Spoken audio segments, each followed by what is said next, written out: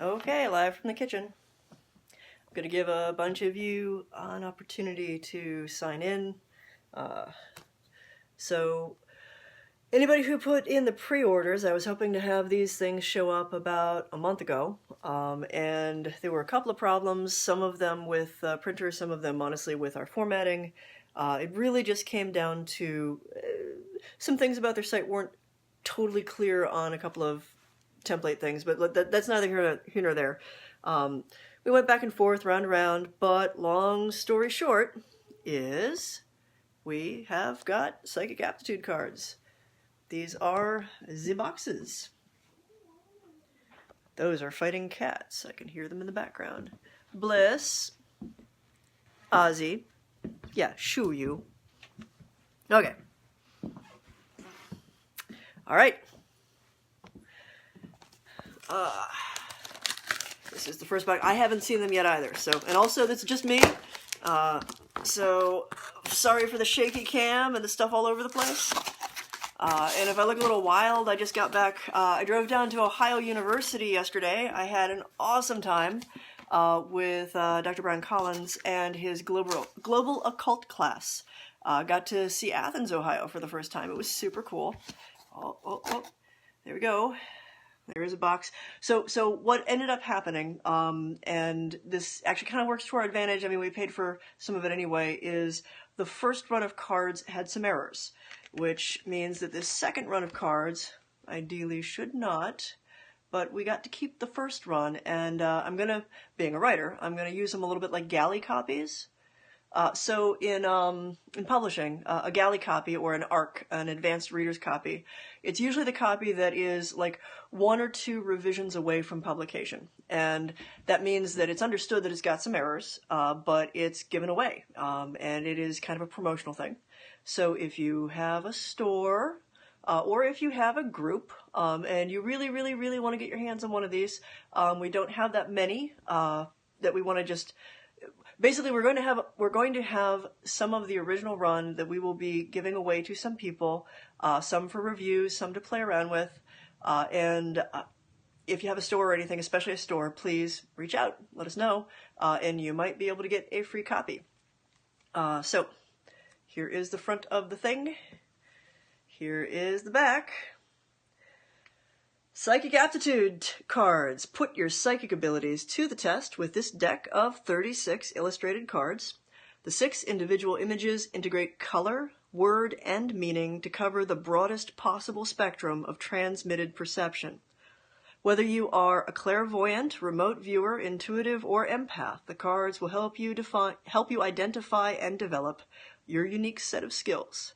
So this is me and art by Cat Mason. I should also say, like, all the layout and design is Cat Mason too.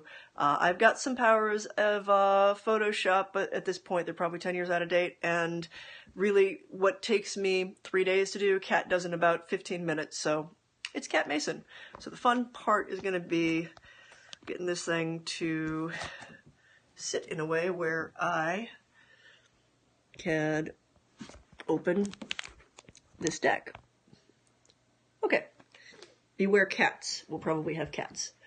All right, so let me try to open this little puppy without damaging the box. This will be mine. Drum roll, please, or if you're from a certain generation, possibly the Final Jeopardy music. I'm going to grab a little knife. Give me a minute.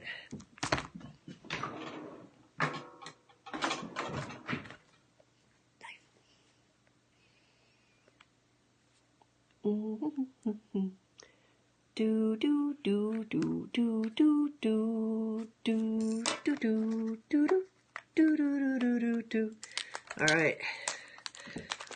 All right, so these should be the ones that don't have anything wrong with them and are wonderful and pristine and super awesome. So let's see. Okay, well, one thing I can say is the plastic on these things is made to last. Ha. Okay.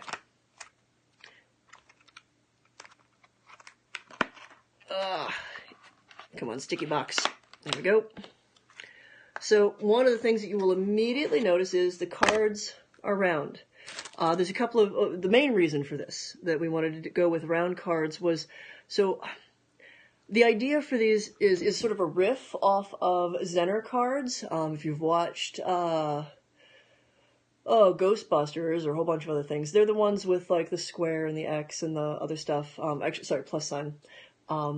And they never quite did it for me. It doesn't matter how psychic or anything, like the transmitting of these like really sterile symbols, just, I get what they were going for. They were going for really, really simple things on the theory that the simpler it was, the easier it would be to transmit in psychic experiments. But the thing that I've learned from doing reading after reading, especially this time in Paranormal State where I was running around with the blindfold, what really, really got me, how these perceptions really emerge, is in bold imagery or in concepts that are associated with things like this. So I wanted something that when you're doing something with a partner, it's immersive.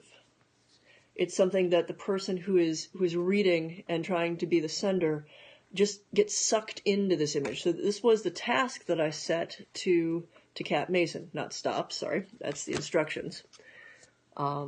Was give me 6 cards that are based off of colors that integrate the word of the color itself, and an image that is fairly archetypal, that has fairly concrete associations that would go along with it. So we have blue, and you've seen green and red, black, which is a little harder to see in this. And that's actually really tricky on Cat's part, the black and the white, to do one that is just like black on black and one that is white on white with as little as possible. So we've got black that is a deep starry sky. There's white again, snowscape. Red for a rose. There were a couple of choices I'd made with red. I'd thought about fire, but the thing is fire is a lot of different colors. I didn't want something like blood. First of all, it's like really amorphous. Oh, look, there's drops of blood. But there's also so many associations we have with a rose associated with red. And then the 6th card, we debated a little bit. Did I want yellow? Did I want orange? I'd done a prototype deck where I'd mocked it up with some things, and this was originally orange, and it was literally oranges. But again, those associations are a key part of what's being transmitted with any testing with this.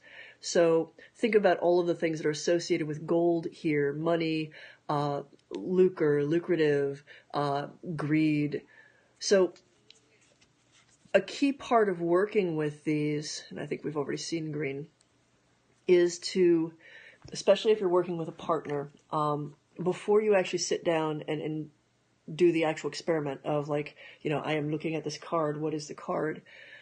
Write down each of the colors and look at the image and spend a little time with the image and write down your associations as well. What other stray thoughts this image might inspire in you. Some of those are going to be unique to the sender, and that is a feature, not a flaw. Because that was one of the other complaints I had with the Zener cards, was my mind would wander with these sometimes. And if I'm sitting there being the sender, trying to send the Zener cards, and I'm hungry and suddenly thinking about a ham sandwich, and the person on the other end of the Zener card reading picks up hunger or picks up food or sandwich, they're not technically wrong. Like that's in my noggin. It's being transmitted, but technically they didn't get the circle on the card, so it's not a hit. I wanted to have a wider range of potential hits to more adequately represent how psychic abilities, by my experience, actually translate. And I also wanted the option of, like, there's a lot of emotions that we could potentially associate with each of these images. So just because you're not getting the image doesn't mean that you're not going to get something. If somebody's looking at that black, that night sky, and picks up a feeling of isolation or wonder, and those are associations the person trying to send the card has with that card, then you've got a way of testing and helping to develop your empathy. And think about it. Like, I haven't run across something that lets empaths really test their abilities and work with them. Not a standardized test anyway. There's a couple of ways to do it, to test remote viewing, and precognition as well. So these are the cards themselves. There are 36. And then this other section you saw, stop. This is basically your handbook to the cards. One of the things that I wanted, and also to kind of keep the price down a bit, was to basically, so the way these things are printed is they print them on big sheets, and there's a certain number of, like, how many you can do per sheet and whatever. It sort of defines that if you do 48 cards, 50. If you want to do 50 cards, you're going to always have 54 printed. At which point it made sense to just have some of those extra cards be the handbook. I do plan on writing a larger book, but I also am waiting because I want these in people's hands. I want to hear people's experiences, and ideally, if people are willing to share some of their techniques, their successes, their failures, I would love to have people reach out so I can include that in the book. One of the things that we've got in these is like kind of like a little guide. So I'll read the introduction. Psychic is a broad term, and there are many manifestations of extrasensory ability. These cards integrate color, word, and image to help you best identify your skill. Several examples follow.